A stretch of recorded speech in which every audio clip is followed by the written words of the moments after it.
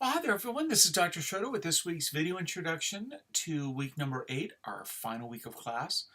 In this class in the Principles of Healthcare Research.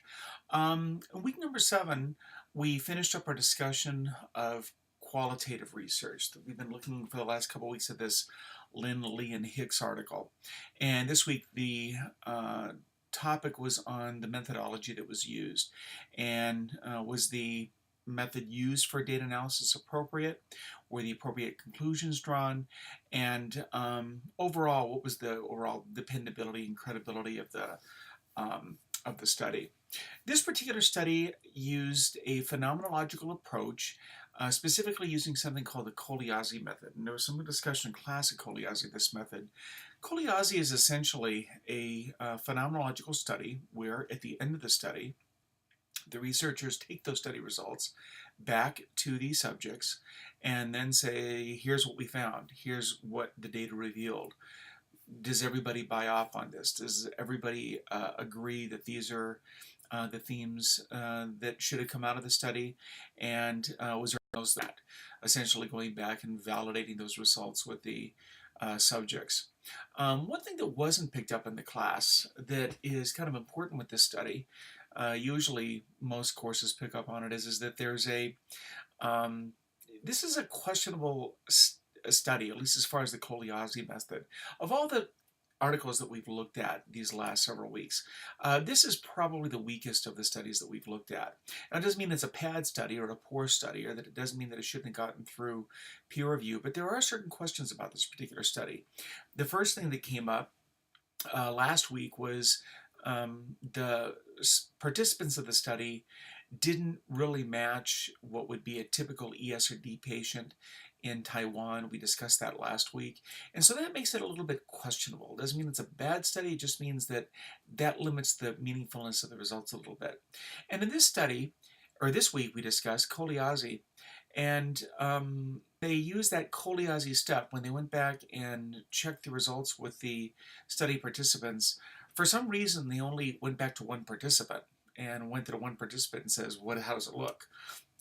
And that one participant validated results. Now, why the other participants didn't participate in that process isn't really revealed, isn't really discussed. It's almost like it's kind of swept under the rug. So that does bring into some question the rigor of this particular study. And having said that, it doesn't necessarily mean that it's a poor study. It just means that the results need to be looked upon with those limitations in mind, and with that, adherence to the detail not really focused upon. Koliazzi is a fairly, I guess I could call it a controversial step. Not all researchers believe that Koliazzi is an appropriate method or a good method. Those that believe it is not a good method will say that, well, really the researchers are the ones that are responsible for doing a research study. They're the ones that are responsible for the, validating the results. There really shouldn't be a need to go back to the study participants to validate that. That in fact, may actually muddy the test results if for some reason the study participants don't agree with the study results.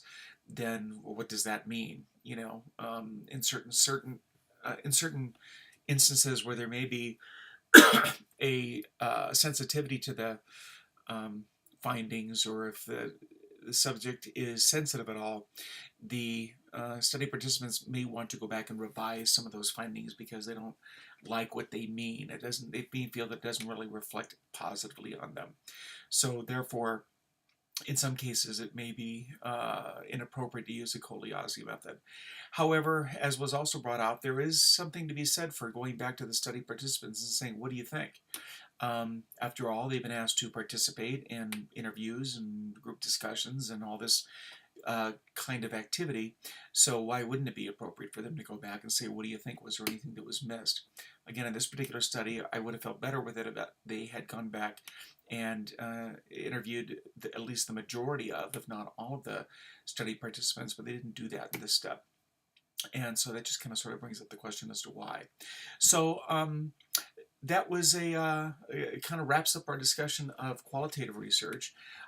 Again, the as main The biggest difference between qualitative and quantitative is not only the methodology, but also the uses of the results from the study. In a qualitative study, the results cannot be used to show any sort of cause and effect. You have to have a quantitative process for that. You have to be able to measure outcomes to do that. In qualitative, we don't measure any outcomes. And in this particular study, the researchers were not measuring outcomes. They were just trying to see what is the lived experience. So it helps to, qualitative research helps to really highlight what is important, what do some other study results mean, what is the, and how far you can take those study results. In week number 8, we're going to move on to our last topic, which is, excuse me, my allergies today. We're going to be talking about the vulnerability of study subjects and the important role that the IRB plays. One of the things that has been a part of all the studies we've looked at, even if it hasn't necessarily been talked about in any great detail, is that all of these studies have had to go through some form of a peer review, have had some sort of an oversight by a organization or some sort of a research body that validates to make sure that the study rights are being protected. And so we're going to materials on how study subjects in vulnerable populations, how they are protected, and and we'll talk about the ethical implications of that and why that's important. Discussions for this 8 weeks of class. One of the things, exam is open. It is open now. I am posting this on Sunday evening, so it will remain open through Thursday night. So you have from today, Sunday, through Thursday to go ahead and must be completed by Thursday night. Final grades must be completed. I have everything in by Friday, which is why that early turn-off time, why it has to be up on Thursday. So I've actually already started. I believe everybody has submitted their qualitative critiques, and so I will be grading those throughout the week, and you can look for your discussion grades also from week 7 sometime in the week this week. All final grading will be completed by Friday evening, so rest assured that by Friday everything will be. Has a wonderful weekend, or a wonderful week, I should say. We're kind of at the end of the weekend.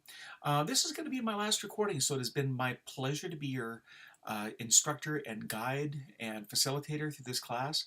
I hope that you have found the class interesting and that you've come away with a better understanding of nursing and healthcare research. If you have not done so already, please remember that it is important that you complete those end-of-course surveys. I know I always kind of wondered, does anybody really read those? I promise you, yes, they really do, because they present them to me. And those studies are an important part of the evaluation process that I have to go through.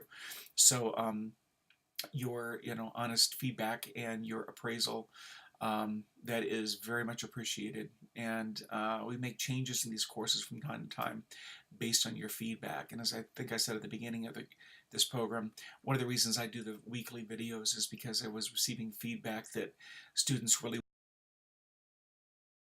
May you continue to experience success and good time on the remainder of your nursing educational journey. I wish you all well, and I hope to see you in another class. And for this week, I'll